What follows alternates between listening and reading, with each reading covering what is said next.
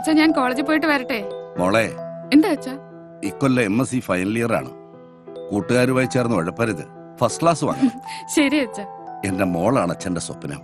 നിങ്ങൾ ഒന്നുകൊണ്ടും പേടിക്കണ്ട, അവള് നല്ല മിടുക്കിയായിട്ട് തന്നെ പഠിക്കും. ആ, മോള് പോയിട്ട് വാ.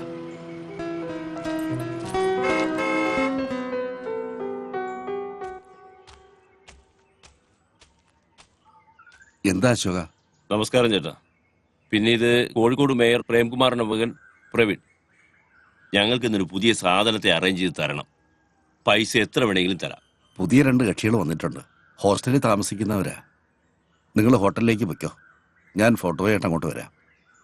ഇവിടെ നിന്ന് അധികം കറങ്ങിയാൽ പെണ്ണുപിള്ളേക്ക് സംശയം വരും.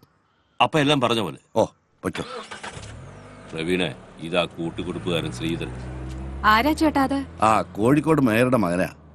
പുള്ളിക്കാരന്റെ പെങ്ങൾക്കൊരു കല്യാണാലോചന.